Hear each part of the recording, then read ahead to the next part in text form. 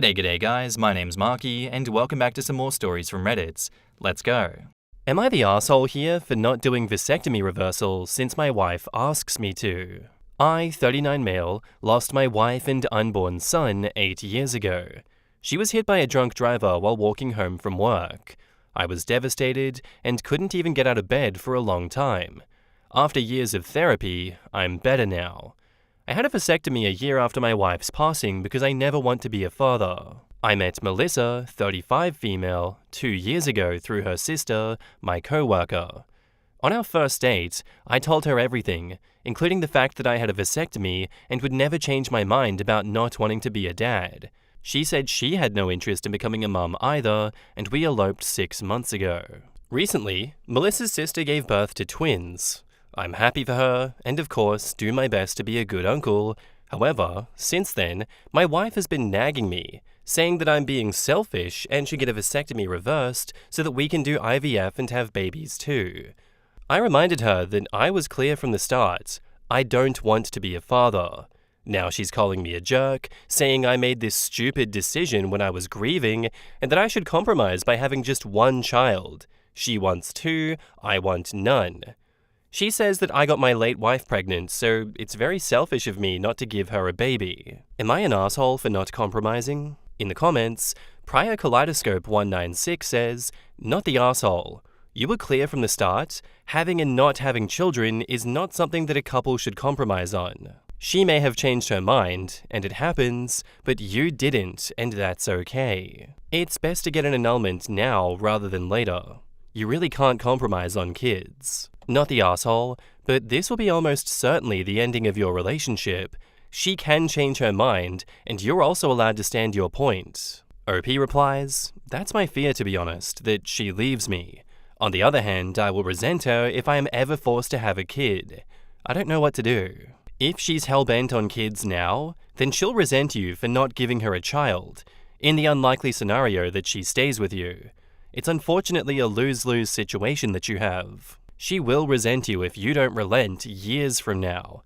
If she truly wants kids and you truly do not, it's much better to amicably end things sooner than wait 10 years and she realizes as she hits menopause that she hates you for robbing her of it. Or you reverse and have a child and you resent her for putting you in that spot." OP says, "Sadly you're right. She's already accusing me of wasting 2 years of her life being fertile. I was hoping for a magical solution for our marriage troubles. My husband had 2 kids and I never wanted any, but after being a pseudo-step-parent, I changed my mind. I told him that I could either be fully childless or I needed to be a mum because being a parent but no one's mum was too hard for me. He didn't want more, but he said he didn't want to lose me more than he didn't want kids. Fast forward to 2.5 years later of trying, where I do get pregnant, and he's resented it ever since. He has brought up often how old his oldest are and how he should have been done. I absolutely adore my child, but relationship-wise, if I could have done it all over again, I should have just left. Apparently he considered it an ultimatum where I thought that I was being fair and amicable, that this is what I wanted in my life, and if he didn't, it was fine and we would just end things. You were honest up front, but she didn't want to hear it. You know now. Unfortunately, this is a crossroad that there isn't coming back from. There are certain trajectories in a relationship that there is no compromise on. You're either on the same page and it continues, or you're not, and you try to leave on as good terms as you can." OP says, "This is very eye-opening. I really appreciate sharing." As these people have shared with you, OP, I don't think that this is something you can compromise on. Like if someone wants 1 child, the other one wants 3 children, you can compromise on 2 children. But 0 and 2 children do not have a 1-child compromise, because those 2 things are universes apart, and as others have said, the most likely scenario is that one of you is going to be resenting the other one either way. This is a genuine fork-in-the-road situation. It's no one's fault particularly, I don't think. If you can fault her for changing her mind, that's fine, but that's like a preference thing. I don't think she's an asshole for changing her mind. It just means that to get what she wants, she's going to have to leave or convince you.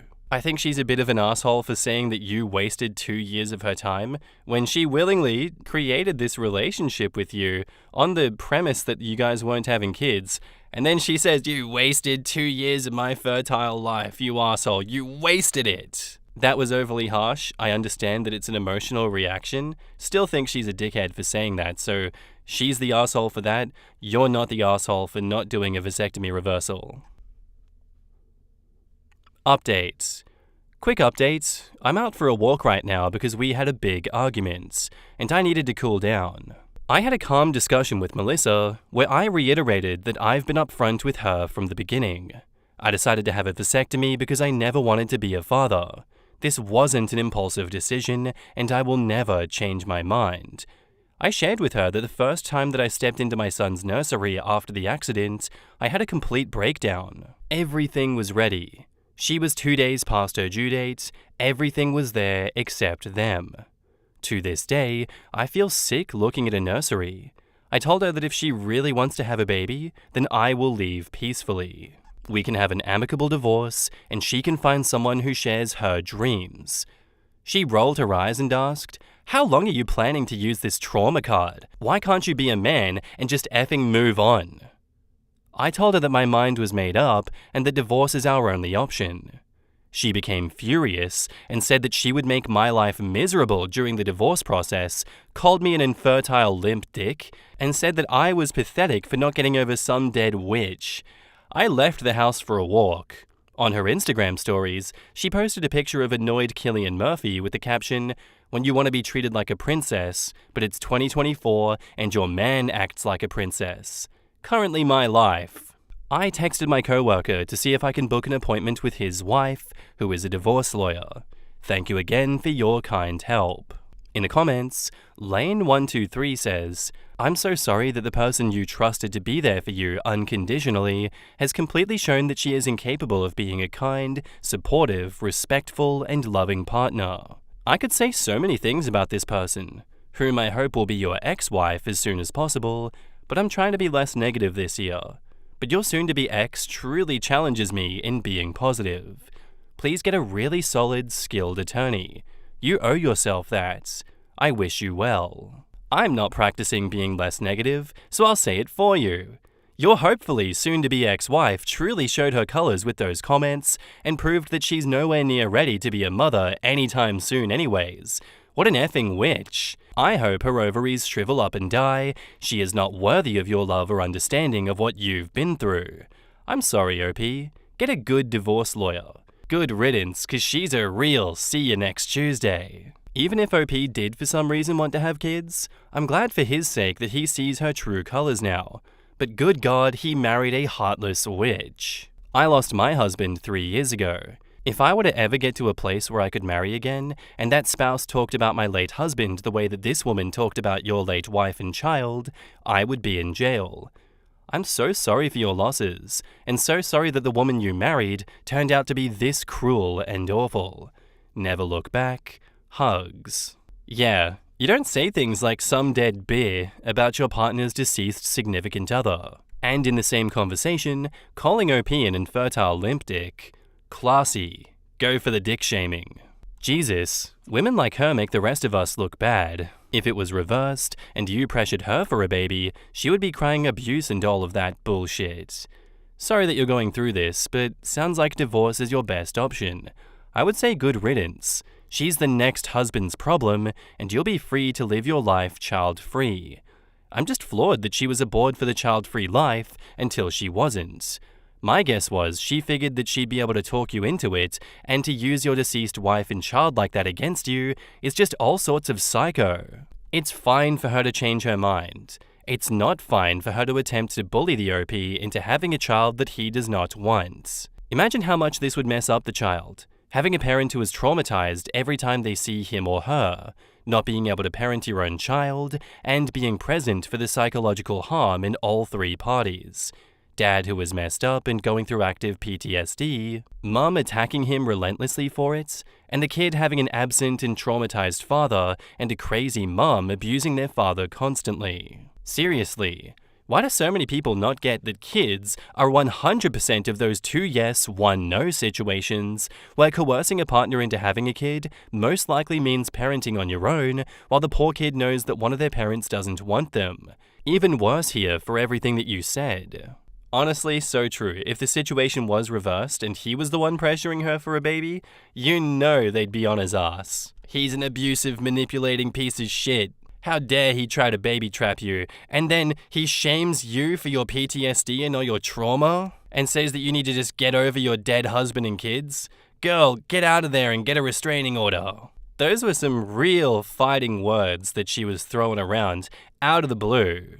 You get the wrong partner with the wrong trauma response and everything like that, that partner's gonna snap and probably kill you if you say something like that. Like, genuinely, she is lucky that OP is not that kind of guy. And I know most people aren't that kind of guy, but she really was playing with fire, stooping that low.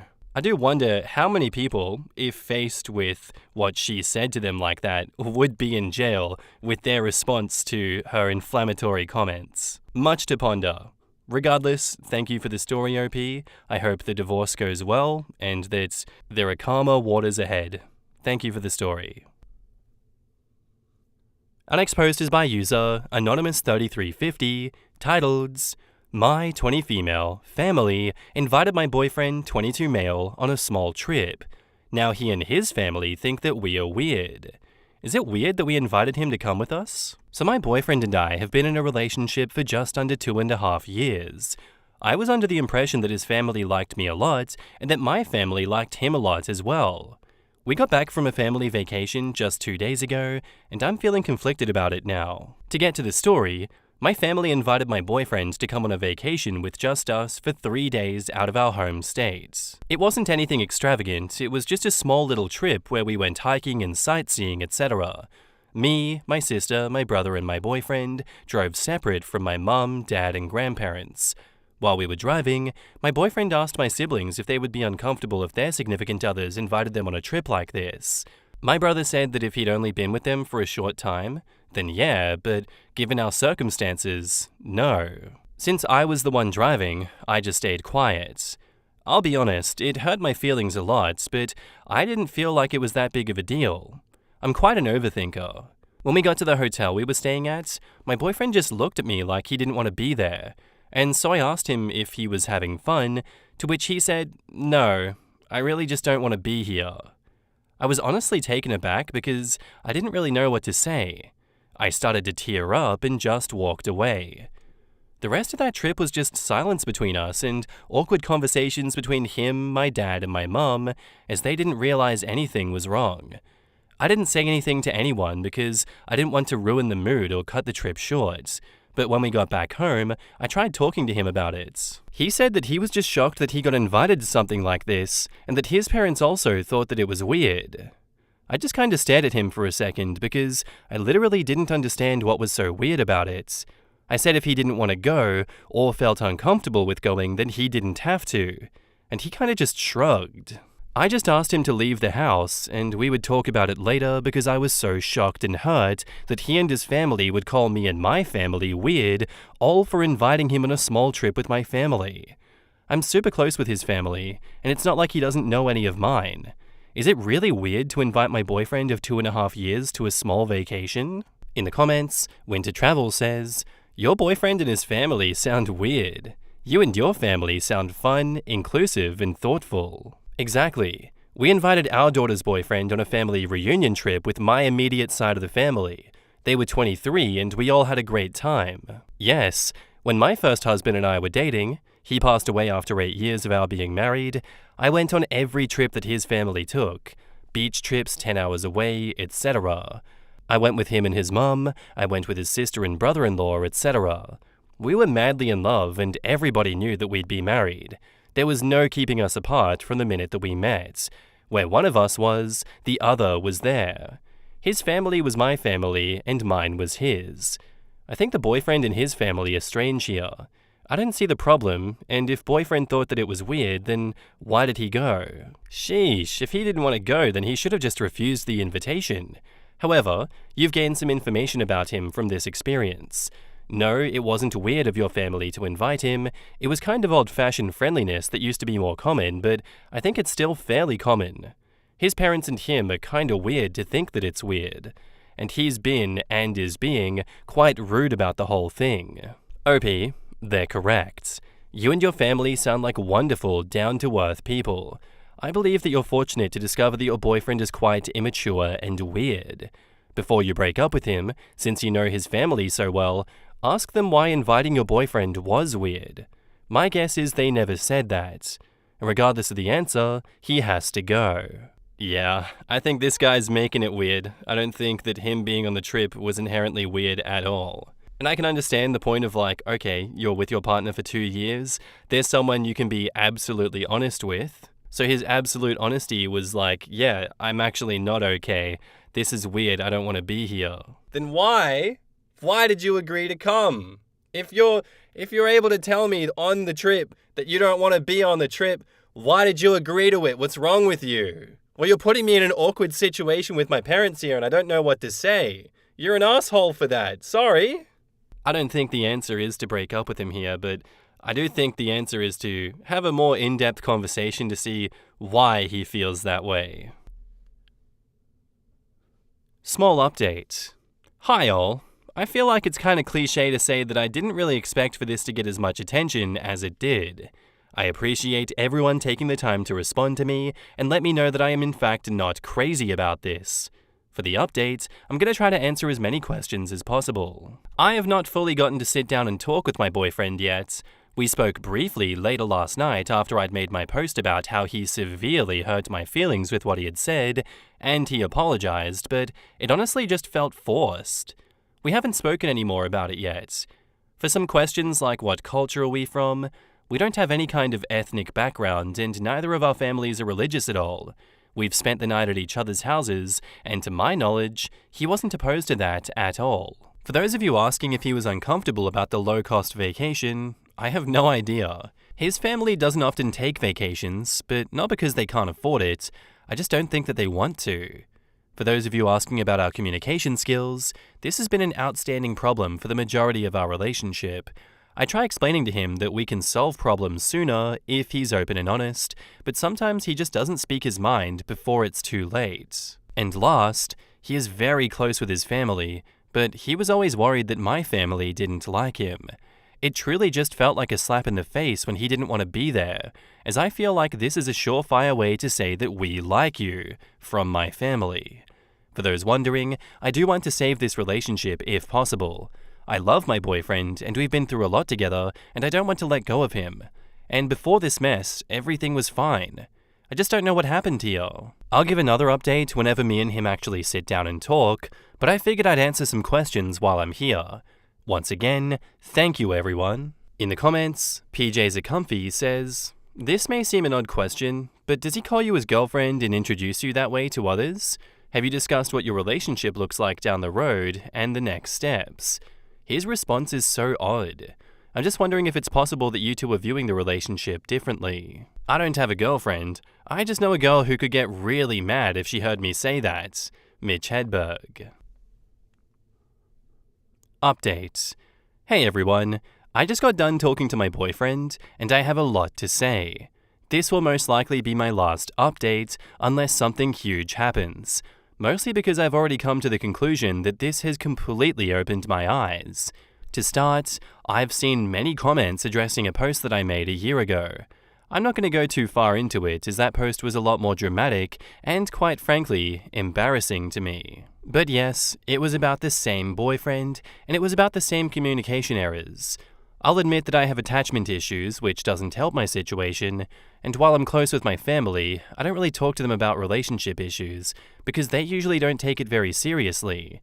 This is just their way of lightening the mood, I guess. Other than my family, I don't have a very good support system, especially when it comes to my relationships. For those who have told me to have a little more self-respect, thank you for that, but also be kind. You never know what people are going through. Quite frankly, I don't have a lot of self-respect, but for my own issues, which I'm not going to talk any more about. For the update, I spoke to my boyfriend, and it went anything other than good. I told him once again that it hurt my feelings with what he had said during the trip and to my brother, and he said that it isn't as serious as I think it is. He also said that I was dragging this out when I didn't need to, which really was an eye-opener. Considering we didn't talk about it for more than maybe 30 minutes last night, and 5 minutes the day we got home, I don't think I'm dragging it out. But okay. I told him that he made me feel very small. He said he was shocked that he would get invited to something like that and felt like a part of the family. I asked him why he said he didn't want to be there and why he asked my siblings a question like that if he was feeling happy and a part of the family, and he just said he effed up and said dumb shit. He also told me that he's not worried about it and hopes I get over it soon. Which I will, but not with him by my side. A lot of people told me that coming onto Reddit was a bad idea simply because all people would tell me is that I need to leave him, and I should have just communicated with him. However, I feel like if I had just had this conversation without the hundreds of people telling me that I wasn't crazy or reading the situation wrong, I wouldn't have decided to end things. I'm grateful to all of you who took the time to post, and you're welcome to call me dumb for not nipping this when I first knew that I was unhappy. It is now my time to start healing and moving on, because 500 strangers on the internet told me that I deserve better. So I'm going to listen this time. In the comments, New Mum 1989 says, "A piece of advice to everyone out there in the ether, someone who casually disregards your feelings and blows you off when you try to bring up something important to you, even if they don't think that it's a big deal, is not a good partner. I'm not saying that you need to break up with this person immediately, but you should understand that they are a bad partner who cares minimally about you and proceed accordingly." Quote, "He also told me that he's not worried about it and hopes I get over it soon." That's how you know how little he cares about your feelings. What a weird guy. OP says, "Oh, and I don't know how I forgot to add this in the update, but one of the shining quotes after he told me that I'm dragging this out is, 'You're acting like I screwed your mum or something.' What a keeper. Glad you tried talking it out with him so that you know that it isn't your fault. It's just him being a weirdo, and you can let go of him without any guilt. You tried to talk about it and save the relationship. It's always good to know if it won't work out ASAP so that you can move on with your life." Another tiny update. Hi all. I know I said my last post would be my last update unless something big happens, but I feel like after reading and responding to the comments, I've found myself becoming bitter and emotional over the situation. This is more of just a true off my chest sort of deal, or maybe me asking how I can repair the relationship that I have with myself. When I look at your comments, my heart aches with how stupid I was for spending over 2 years with someone who didn't value me, and now I'm struggling with the fact that I actually miss him, or at least miss who I thought he was. I will not go back, but I just can't help but feel like I could have saved it if I tried more. I know that's ignorant and naive, but the breakup just happened yesterday, and now I'm feeling the aftermath. I'm not sure why these feelings are coming to me now, as I'm not sure that I'm really much lonelier outside of the relationship than I was inside of it. I just wish that I had more things to do, or more people to surround myself with. I've thought about starting to go to the gym and hopefully meet new people and get myself into a schedule to fill up the time. Maybe go experience some shopping therapy. I feel like it's just going to be a couple of weeks of pampering myself before I feel okay enough to move on with my life. I feel like everybody needs at least a week to be disappointed and upset about how their life is going right now. Anyway, thanks for listening to my rant. This is seriously my last post, and I'm going to start focusing on myself now, rather than living in this disgusting situation. Thanks again. P.S. For those wondering how my boyfriend responded to the breakup, I actually thought that he would last 2 days without trying to guilt trip me with pictures and memories of us, but just 5 minutes ago, he called me and tried to get me to realize my mistake. I don't know, hopefully he gets over it soon because he's kinda dragging it out. And to those who are gonna tell me to block him, I still have a lot of his things and need to return them first, and after that, I'll block him. In the comments, Vita Sprite says, "Send him a text message telling him to pick up his things on X day between times Z to Y. Put his shit on your porch or in your apartment hallway. Have a friend or two with you so we can't try anything. If his things aren't picked up, you drop them off at Goodwill. If he refuses to get his things, it'll qualify as abandonment of his property. Porch or front lawn drops can get you in trouble, but having a friend run buffer is smart. Specifically stack his shit by the front door, but inside so he can't go picking and choosing what he wants to take. Black garbage bags are a little insulting, but screw buying moving boxes for an ex. You are mourning the loss of who you thought he was and who he could have been with you guys together in the future. That's okay. Very normal. Don't beat yourself up for giving it your all for 2 years. That wasn't a waste. You've just proven how loving and dedicated as a partner that you can be. You now know what you bring to the table and how valuable it is. Happy healing and putting yourself first right now, as hard as it is in the beginning. You've made the best choice here. 2.5 years? This is an issue more than 30 months into the relationship?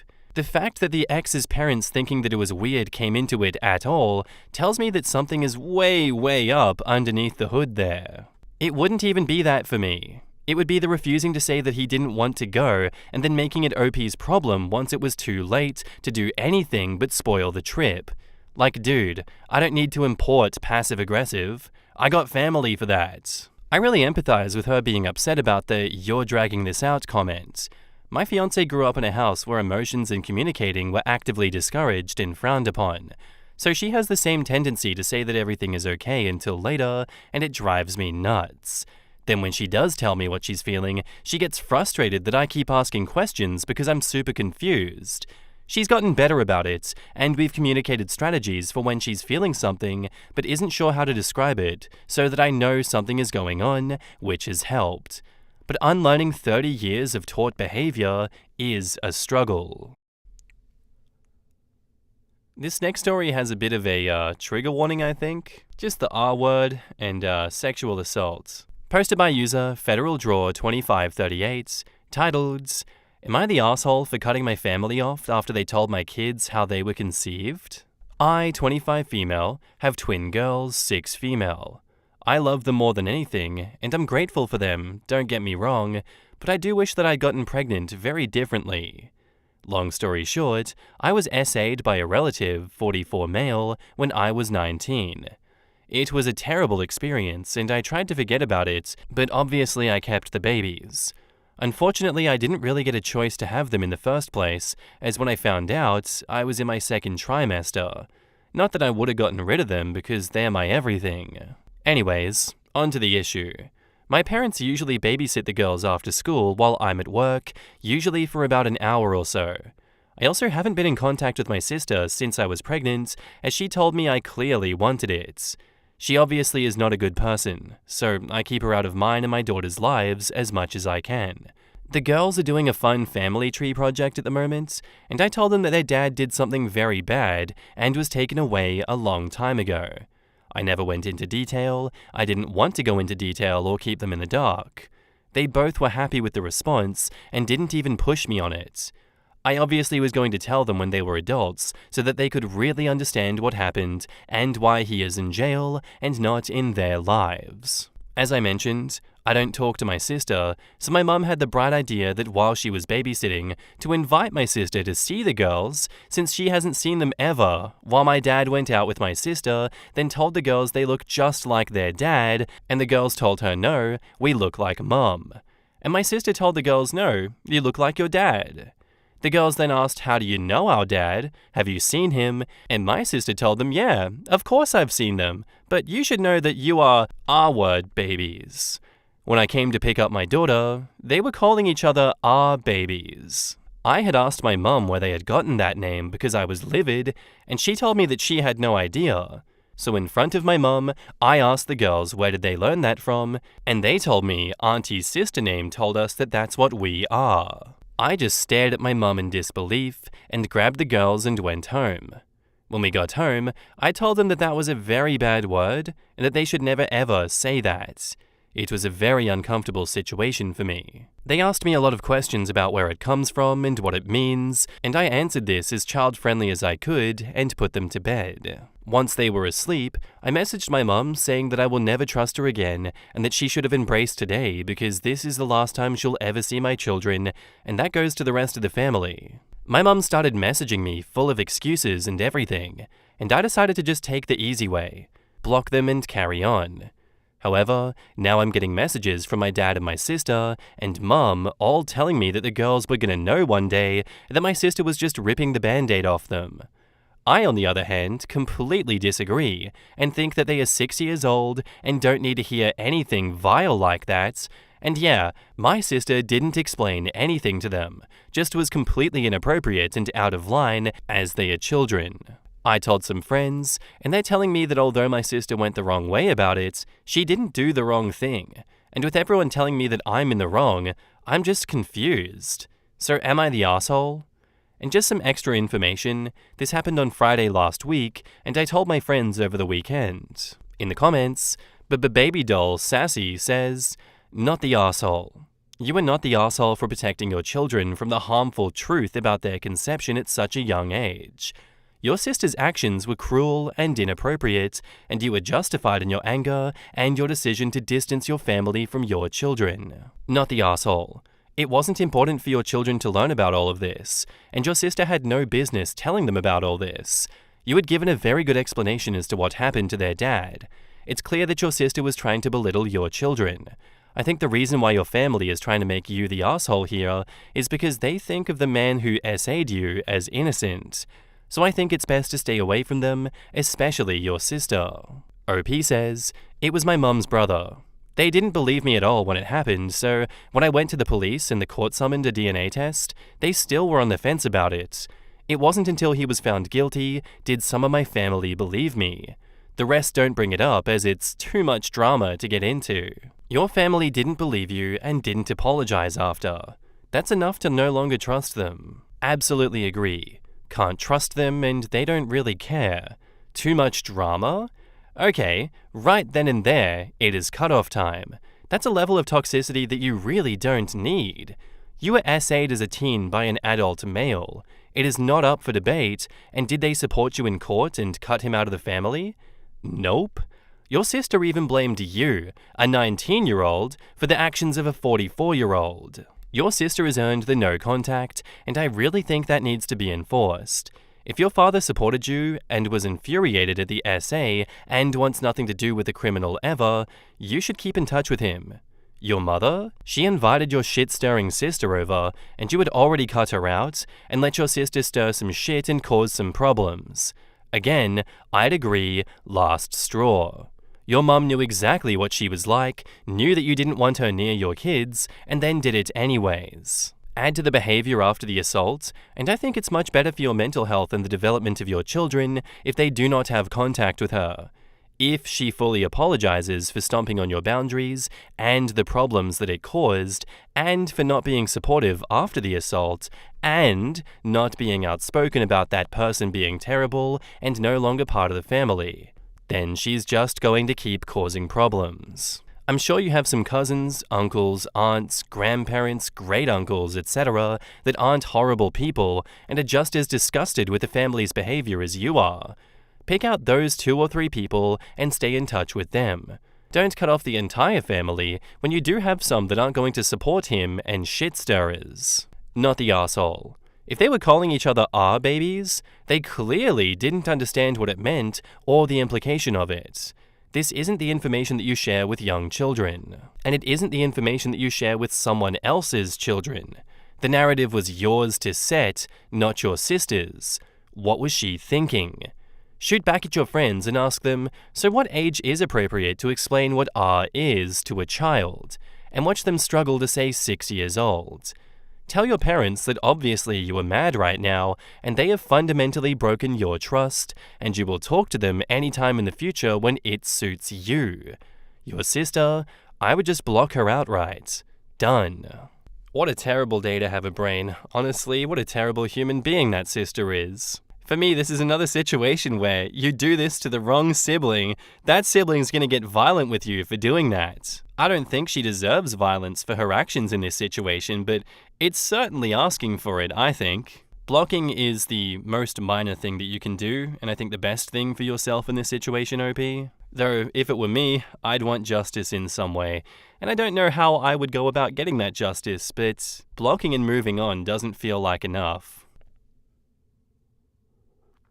Update. Firstly, I want to thank everyone for proving that I'm not crazy. I have read the majority of the comments and DMs that I have received. I've wanted to clear up a few things, and I'm going to be copying and pasting messages I've received after I explain. Regarding my dad, I understand that a lot of you are saying that I shouldn't cut him off, but he was aware that my mum invited my sister over, and he went to the shops when it happened, so he wasn't that innocent. He knew full well that I wasn't talking to my sister, and was on board to invite her over and let her meet my twins. I rounded up my twins' ages, and they are 5 and turning 6 soon, and I am 25 at the end of the year, so I hope that clears the ages up. Twins' biological father is my mum's brother. He has been inappropriate with me since I was 12. My family completely just ignored any time I tried to speak up. My sister is 11 years older than me. She absolutely had no relationship with my mum's brother. She didn't even meet him until my court case because he lived in another country, and when he moved to my neighborhood, my sister was well living independently and never came to any family events. I'm going to copy and paste my sister's messages. She says, "You're being so dramatic over the entire thing. I'm allowed to say the truth, and if anything, you should be thanking me, not bashing me to our family. I'll pray for the girls because you as their mother have no sense of responsibility to those girls. Always full of shit. You're clearly trying to project your issues onto me. I don't have time for it." This is genuinely another case where I'd be in jail for someone saying that to me. OP says, "You are the most vile person to date. I cannot fathom how you thought that it was okay to tell my daughters that they are our babies. I think you need to go have a mental health evaluation because you need help. And don't you ever mention how I am as a mother when you don't even have kids. I hope you get the help that you need." The sister replies, "How dare you throw my fertility in my face? You have no idea what it's like to have genuinely awful happen to you. You're a selfish witch. F you, you're an S slur. I don't need an effing S who started to F her own uncle talking about my business. I'll pray to God for you, you effing witch." OP claps back, "God knows how disgusting you are and is preventing you from having any child because God in no way would willingly let you be anywhere near any children. Suck my dick, you uneducated swine." My parents' messages. Summed up is what I wrote in my last post, and how I'm a disgusting daughter and sister for throwing my sister's issues in her face. I told my daughters that we can get a new house, and I'll paint their room any color of their choosing, and they are quite happy to move. I think it's because they want a bluey-themed room, but I'm not sure. I'll start looking at houses, and hopefully we will be accepted soon. Thank you so much for all of the support. I genuinely appreciate it. I will update if anything happens. Edit. I blocked my sister after that conversation. I'm also currently in the process of changing my work emails and stuff like that, as that's how they're still contacting me. Another edit. When I found out that I was pregnant, I was 24 weeks. That's why I had them, as there was not much I could do. Also, my sister cannot for the life of her spell, so she used speech to text when she was arguing, and we all know how Siri does not put what you say properly. In the comments, Far Prior 1058 says, "Well, your sister has an amazing ability to turn a dumpster fire into something even more disgusting."